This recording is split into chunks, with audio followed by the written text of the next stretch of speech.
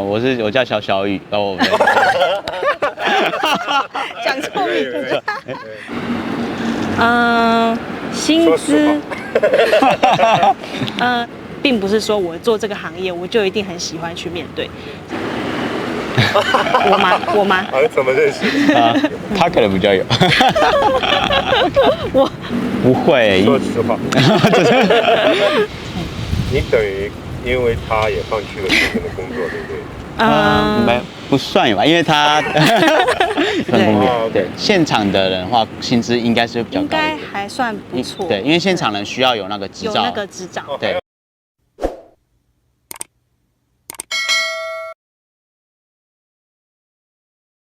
我叫小雨，那就是我在2012年的时候来到日本。那其实中间虽然说有回台湾一次，但是就是后来在2014年，后来就又再回到日本，然后就一直到现在，大概已经前后在9年左右了。那会来日本最主要原因是高中的时候，那时候第一次到海外，就是来到日本，所以就是那时候一开始在关西的时候就觉得，这边就是风情感觉非常干净啊，就是一个很漂亮的国家，然后就想要那时候就一直想说，想要自己用自己的力量再来一次日本，然后就大学的时候就自己读日文啊，然后后来就是申请交换留学，然后就来日本这样。好，我叫小雨。那我本身高中是念日文科系，那在高3的时候，因为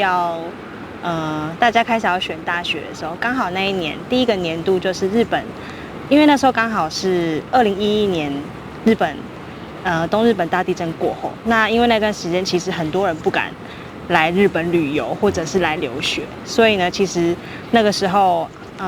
政府机关他们是有提供一个奖学金的机会，所以就是透过那个奖学金，然后刚好面试很幸运上了之后呢，那我的高中3年毕业之后，接着就是来到日本东京，2012年的时候来到东京念半年的语言学校，然后再来毕业之后就是到冲绳去念大学4年这样子。那大学毕业完之后，就是有继续在冲绳待了2年工作，然后是从事有关于观光相关的旅游媒体编辑。我们2个是在我是交换学生，然后他是那时候大学1年级，对，然后就进来学校，然后我就是在冲绳的大学认识的，是，然后那时候就是我回台湾的时候，他那时候大学2年级、3年级，然后那时候就是因为他还在读大学，然后后来我就是申请那个打工度假，对，然后就是又再回到冲绳，然后就想说，那不然这样的话就是继续在这边继续在冲绳工作。我们其实到2019年为止，一直都在冲绳。我们2个人，对，我们大概是2019年的5月时候，5、6月左右的时候才到东京来这样。对，然后就是那时候为什么没有想要回去，主要是因为一方面薪资上面方面还是比起台湾、日本还是薪资比较好一点，然后又加上想说，因为毕竟还算年轻，所以就想说就是多在外面可能有一些其他经历，然后就到时之后再看看怎样，所以就选择先留在日本这样。冲绳来到东京，主要应该最大原因应该算是我吧，对，因为我在冲绳的时候，就是我从经历过旅游业跟不动产业，然后但是因为基本上就是在冲绳薪资其实真的比起日本又非常低，对，冲绳薪资，那就是因为就觉得说。我以前在冲绳的时候，当旅游业还不动产业的时候，工作都还是需要用到中文的部分，那就是会有点担心说，那我以后会不会一辈子就是一定就变成说我的母语是我的专业，那就是觉得说这样是不行，然后所以就开始就是学有关于那个网络行销方面的东西，那我就是学那些之后，然后后来就是来到算是。在找东京的工作，然后找到东京的工作之后，然后就现在是主要是做那个网络行销方面的工作这样，然后就是他就是跟我一起到东京来的。我那个时候其实还在之前的上一份工作的时候是用就是以还让同一间公司，但是就是以到分店去上班这样子。那后来其实因为疫情的关系，因为毕竟我原本从事的是旅游相关的媒体编辑，那疫情关系之后，就是导致大家没有办法出国旅游，所以其实公司也算是有马上就是在业绩方面或者是什么都受到一定的打击，所以后来就是趁那段机会，就是转职到完全没有经验，甚至是日本人本身可能也都不会太考虑的丧礼业界，这样子就是跳脱自己的舒适圈，然后去挑战全新的业界。你等于因为他也放弃了之前的工作，对不对？没不算有吧，因为他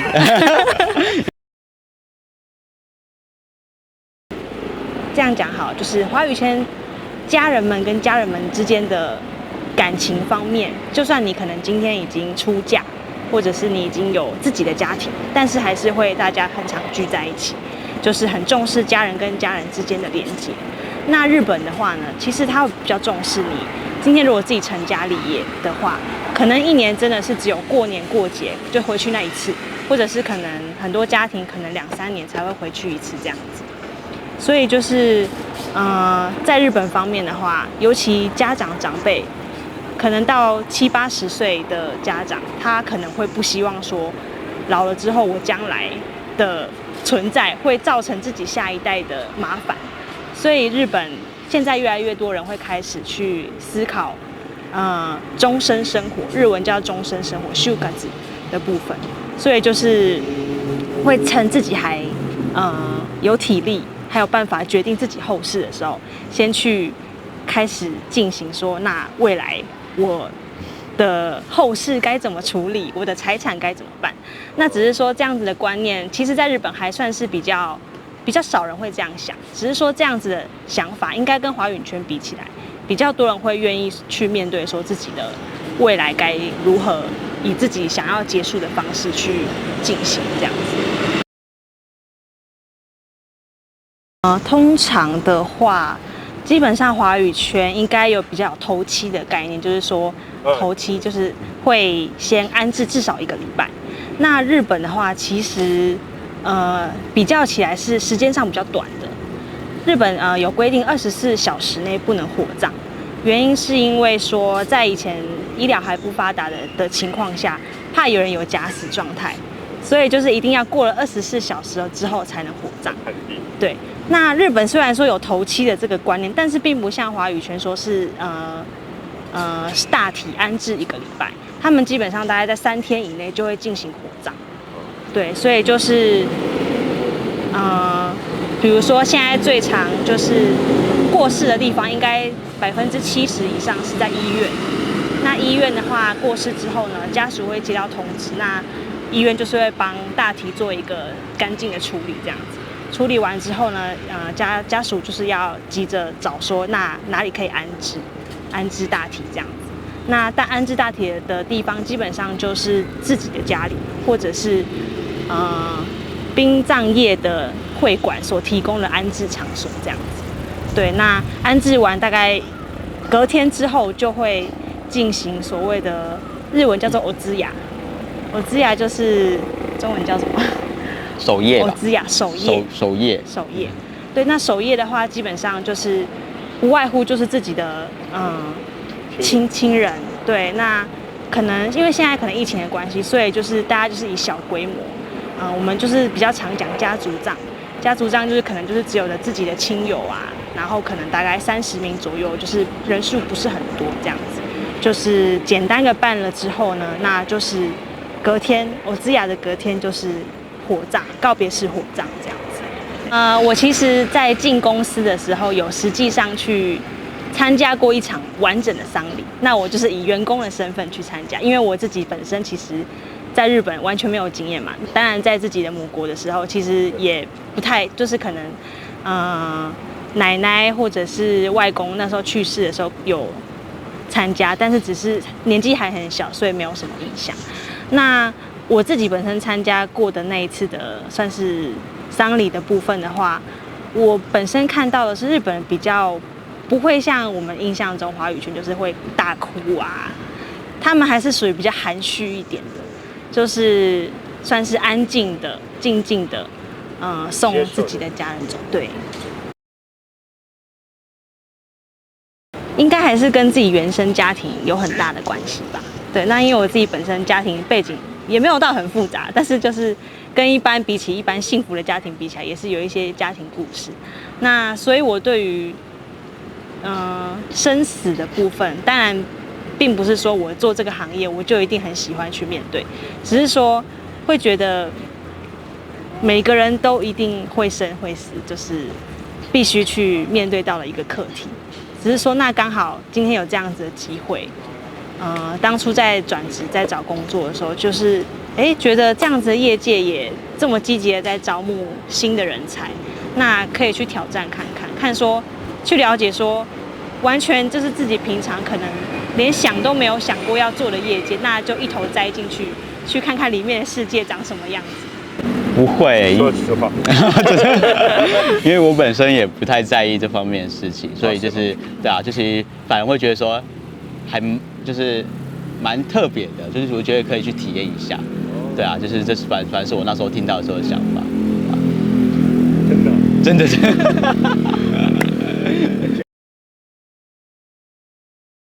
我本身其实虽然说是从事丧礼业界，但是并不是现场直接面对客人的工作。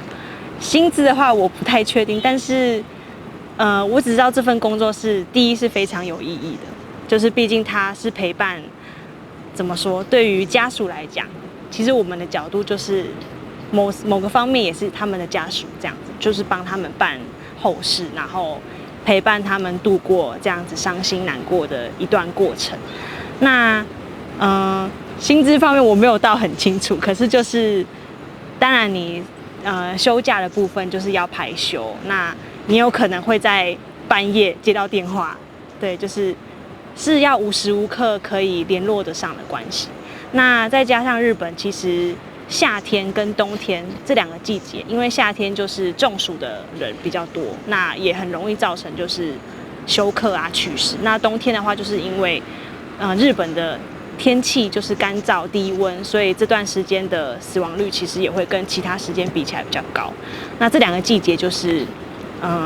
的过世的人会增高这样子。对，所以就是我们现场那些殡葬业的员工，其实也真的是非常辛苦，然后也是对于这份工作，他们其实都是很有热忱的。对。台湾跟日本生活差异嘛，其实最大差异应该算是就是一些店家的态度吧。对，因为日本毕竟就是算是客人至上的一个地方，所以就是在台湾回去的话是可能。就是一般店员就是可能还会边滑着手机啊，就是算是跟朋友或者是就是比较甚至啊，就是比较随性一点，对。然后是有时候刚有时候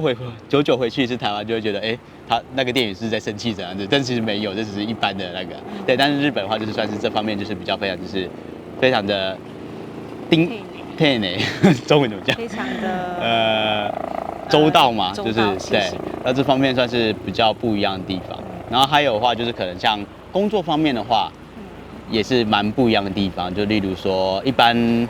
在台湾的话，可能就是有时候大家下班之后啊，然后可能同事们大家可能有时候假日会一起出去玩啊什么之类的。但日本的话，基本上就是工作，然后其他个人时间就个人时间，完全分开。我们大家的关系就只是有工作关系而已，这样。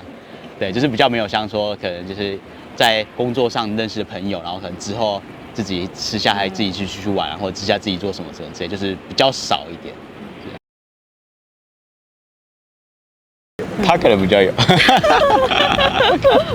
我吗？可能是因为我刚好工作过的地方都是跟我同年龄层的人比较少。对，所以我基本上跟我一起工作的同事，大概都会是比我大一点的同事。对，那尤其我现在待在这个业界，就是基本上跟我差不多20岁左右，20代未满30岁的员工的话，可能大多都是在人事部门或者是会计部门。那我这个部门的话，就是有关于网络行销部门的话，就是可能经验值比较高的，那可能就是30岁过后，大概就是40岁左右的人占多数这样子。那我觉得人际关系上面，当然还是看每个公司的风气跟自己工作职场的那个环境里面还是有差。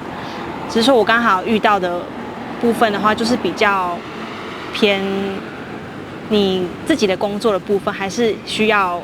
去跟你的上司去报告。那当然，因为责任的部分也是上司扛，所以很多时候就是变成说自己分内的工作做完之后，需要报告，或者是需要跟上司去讨论说，那我们下一步要怎么做？那变成说自己可以想做的事情就会比较少一点，会受到一些限制。当然，这个部分是需要自己去成长、去做协调的部分，那还在努力当中。但是因为我现在这间公司虽然说是日本公司，但其实风气其实很像外商，就是很自由，对。但是我的前公司就真的像您讲的，就是比较就是怎么讲，有时候会甚至会觉得说，哦，因为你是外国人，所以不用升你薪水没关系，因为你现在拿的薪水就比你在你国家拿的多了，对。然后或者是说就是怎么讲，你是外国人，所以你不懂日本人在想什么，所以必须要照日本人讲的东西做，这样，对。但是就是在我们现在这间公司，就是因为除了我以外，也是有其他外国人，但是我们公司的外国人没有一个人是用自己的母语在工作的，大家都是用在日本的专业的这种事情去工作，所以就是非常自由的公司，对啊。这其实有时候的确是会有一些比较沉闷的部分，但是其实你进这间公司之后就觉得说，可能还是要依照公司的不同，还是会有不一样的风气这样。气候，我觉得因为日本本岛的部分，像东京就是四季分明嘛，春夏秋冬都可以感受到每个季节在变化，所以就是对一整年。那冲绳或者是台湾的话，当然就是比较偏南国地区的话，就是比较只有夏天跟冬天两个季节而已。对，夏天季节很长，所以就是穿短袖的期间比较长。那冬天的话，又可能也只有撑2-3个月，就冬天也很快就这样过了这样子。对，那在东京的话，好处就是可以每年就是春天就是看樱花，那秋天就是看银杏、枫叶，那冬天的话就是偶尔会下个雪这样子。就是四季的部分，我是觉得生活起来是非常舒服。那冬天虽然说稍微干燥了一点，那其实我本身是喜欢比较冷的地方，所以我是觉得可以接受。对，在东京好像没有。在东京好像没有，因为来东京之后就疫情了，所以几乎都没有出门。这个也算是印象深刻。然后还有就是，现在突然想到的话，是我们之前因为我们在冲绳的时候，是会到冲绳一些外岛去玩。对，然后就是冲绳的外岛其实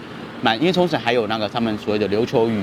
的一些在一些比较乡下的地方，还有人讲琉球语，然后就是地方的方言，然后在其他外岛的琉球语又都完全不一样。然后我们之前有去一个岛，一间叫金间岛，一个很小的一个岛的地方。然后我们去那个小岛的时候，然后就是去一间小商店去买东西吃。然后那个小商店就是客人过来，然后还有跟那个老板他们就在讲话，但我们两个会日文，但是完全听不懂。然后就问他们说他们在讲什么，他们说哦，这是只有他们岛上的人会讲的语言，就是他们岛上大概几百个人，只有他们会讲而已。然后就对，这个还算蛮难玩，就还有首里城记对啊，就是冲绳的那个那霸有一个叫首里城。有一个地方就是也是跟日本很多其他地方城一样，但是